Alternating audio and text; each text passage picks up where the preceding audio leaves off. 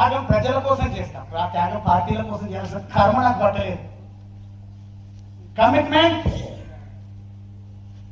నా ఆలోచనల కోసం కమిట్మెంట్ తో ఉంటా, నా ప్రజల కోసం కమిట్మెంట్ తో ఉంటా, పేదరిక నిర్మూలన కోసం కమిట్మెంట్ తో ఉంటా.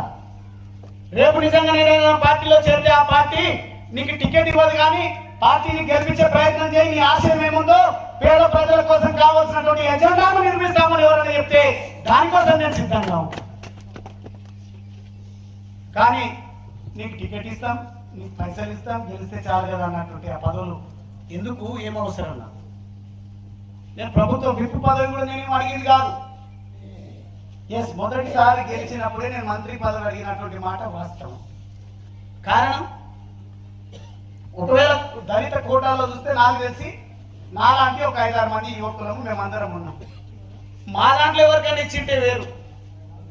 రాజయ్య గారు కాంగ్రెస్ పార్టీలో గెలిస్తే రాజీనామా చేయించి ఉప ఎన్నిక తెచ్చి ఆయనను గెలిపించుకున్నాను.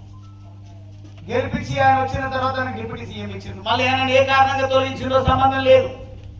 మళ్ళీ కడియం శ్రీహరి గారిని ఎంపీగా రాజీనామా చేయించి మళ్ళీ ఉప ముఖ్యమంత్రి పదవి ఆయనకి ఇచ్చిండు. అన్ని అనుభవించిన తర్వాత ఆయనకు ఆయన కూతురు టికెట్ ఇస్తామని డబ్బులు కూడా ఇచ్చినాం అని ఇస్తే ఆయన పోయిండు. మేము ఎక్కడ పోమని తెలిసినటువంటి వాళ్ళకు నాకు ఒకవేళ ఎంపీ టికెట్ ఇవ్వండి, కష్టకాలంలో నిలబడతా, గెలుపోవటంలో కాదు మన పార్టీ లైవ్ లో ఉండాలని నేను చెప్తే పెడచేయడం పెట్టారు. వినడమే కాకుండా సంజాయిషి కూడా ఇచ్చేటువంటి ప్రయత్నం చేయలేరు. ప్రభుత్వాన్ని తిరిగి ఎన్నిక కాకుండా ప్రచారం చేసినటువంటి వాళ్ళను హత్తుకున్నారు, కౌగిలించుకున్నారు. వాళ్ళ వల్లనే ఓడిపోయినామనే సంగతి మరిచి వాళ్ళకి అవకాశాలు ఇచ్చింది. ఇచ్చినా కానీ ఇస్తే ఇచ్చిండ్రు, మనం అందరం కూడా పనిచేద్దాం అని సిన్సియర్ గా, నేను నాకు దేవుడు అంటే భక్తి ఎక్కువ కాబట్టి దేవుడి మీద ప్రమాణం చేసి అందరం పనిచేద్దాం అని చెప్పేసి చిత్తశుద్ధితో పనిచేస్తే పాపం రాములు గారు ఇదే ప్రాంతానికి నియోజకవర్గానికి 3 సార్లు ప్రాతినిధ్యం వహిస్తే వాళ్ళ కుమారుడిని నిలబెడితే వాళ్ళకు కాకుండా వాళ్ళకంటే దాదాపుగా 8,000 ఓట్లు ఎక్కువ వచ్చినాయి. బీజేపీ కంటే బీఆర్ఎస్ ఎంపీకి ఇక్కడ ఎన్ని మన దగ్గర 35,000 ఆయనకు వచ్చినాయి.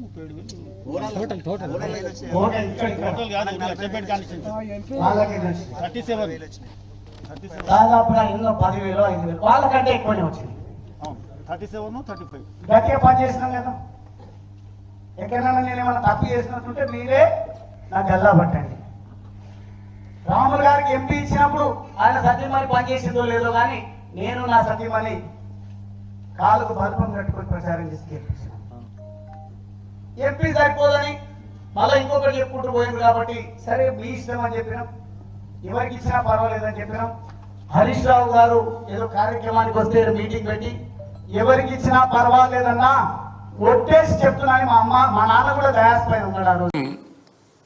అన్నిటిని మించి నాకు వ్యక్తిగతంగా, ప్రజలకు కూడా, రాష్ట్రంలో ఉండే మేధావులకు కూడా బాధ కలిగించిన అంశం ఏంటంటే, ప్రభుత్వం రాకని ఏ పిచ్చి ప్రభుత్వం కూడా అటువంటి పిచ్చి పని చేయకూడదు, చెయ్యరు. రాష్ట్ర భవిష్యత్తును కాంక్షించే ఎవరు కూడా అంత బాధ్యతారహితంగా ఉండరు. రాష్ట్రం దివాలా తీసింది అని ఏ పిచ్చి ముఖ్యమంత్రి కూడా చెప్పడు ఏ దేశంలో కూడా. ఎందుకంటే అది రాష్ట్రం యొక్క ఇమేజ్ని డ్యామేజ్ చేస్తుంది, స్టేట్ ఇమేజ్ని డ్యామేజ్ చేస్తుంది, రాష్ట్రానికి దీర్ఘకాలిక ప్రయోజనాలను దెబ్బకొడుతుంది. స్వల్పకాలికంగా వీళ్ళకి ఏదో రాక్షస ఆనందం కలిగి ఉండొచ్చు, అప్పటికప్పుడు ఏదో చిల్లర మల్లర వాళ్ళు అనుకోవడానికి, వాళ్ళు అనుకోవడానికి, సంతోషపడడానికి తాత్కాలికంగా నిమిషానికి ఉపయోగపడవచ్చు, కానీ వాళ్ళ యొక్క అక్కసును వెలిగక్కడానికి ఉపయోగపడవచ్చు. కానీ రాష్ట్ర దీర్ఘకాలిక ప్రయోజనాల దృష్ట్యా, రాష్ట్రానికి పెట్టుబడులు ఆశించే దృష్ట్యా రాష్ట్రం బాగుందని చెప్పాలి.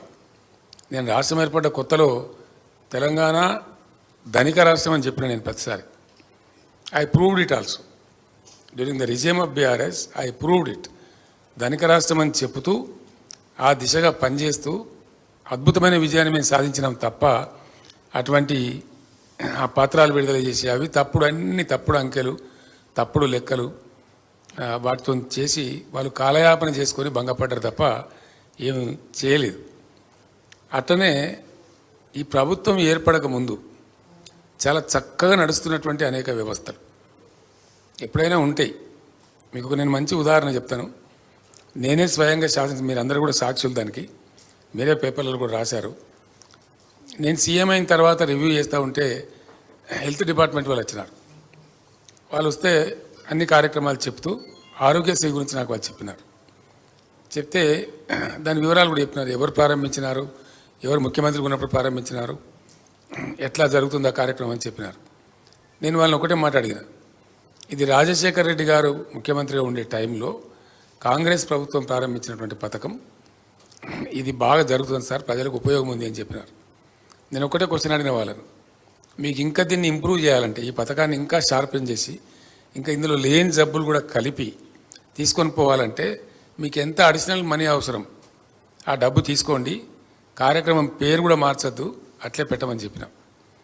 అట్లనే ఎడ్యుకేషన్ డిపార్ట్మెంట్ నేను రివ్యూ చేస్తూ ఉంటే సీఎం అయిన తర్వాత వాళ్ళు చెప్పినారు, అన్ని కార్యక్రమాలు చెప్తూ ఫీజు రియంబర్స్మెంట్ గురించి చెప్పినారు.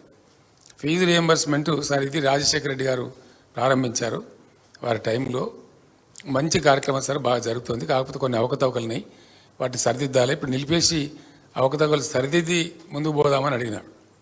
నేను స్పష్టంగా చెప్పిన, నిలిపద్దు, విద్యార్థులకు ఇబ్బందులు వస్తాయి, సర్టిఫికెట్లు ఇవ్వరు, ఇంజనీరింగ్ కాలేజీలు కొన్ని తప్పుడుగా ఉన్నాయంటే వాటిని సరిదిద్దుదాం కోర్స్ ఆఫ్ టైంలో, కానీ ఇప్పటికిప్పుడు మాత్రం దాన్ని నిలపద్దండి, మీకు ఇంకేమైనా అడిషనల్ మనీ కావాలంటే కూడా తీసుకోండి కానీ నిలపద్దని చెప్పినాం. అంత ఔన్నత్యం ఉండానండి, మినిమం ఉండాలి ఆ కట్టసి, ఆ మర్యాద. ఏ ప్రభుత్వం పెట్టినా కార్యక్రమమే. Government is a continuous process, ఒక రోజుతో అయిపోయేది కాదు.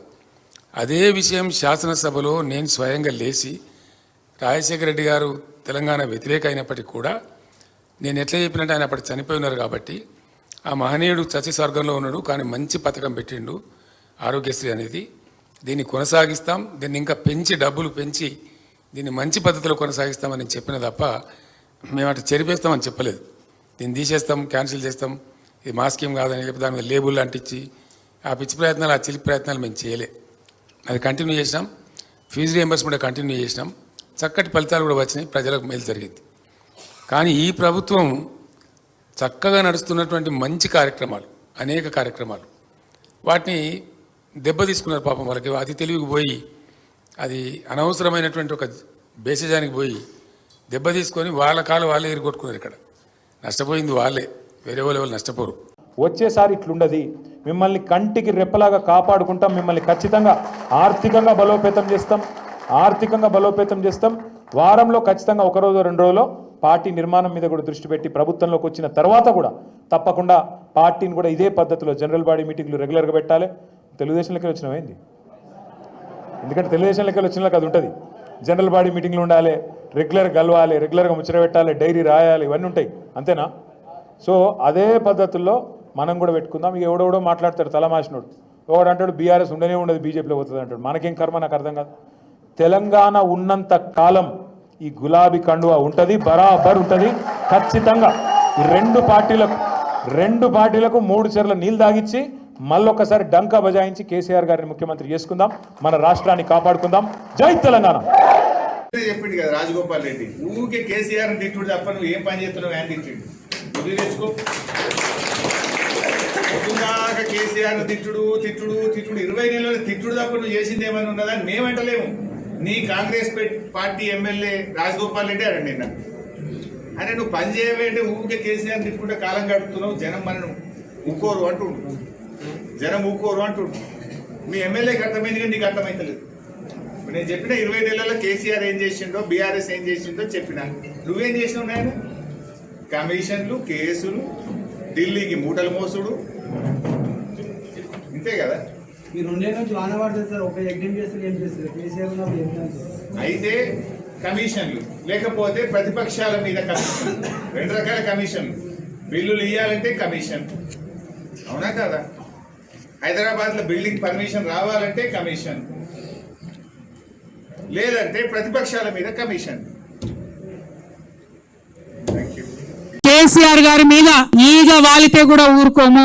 రేవంత్ రెడ్డి గారు ఆనాడే మీరు గన్ను పట్టుకొని ఉద్యమకారుల మీదకి పోతే మిమ్మల్ని చుక్కలు చూపించినాం. భయపడి తెలంగాణలో తిరగలేక మీరు గన్ను పట్టుకొని ఆనాడు తిరిగి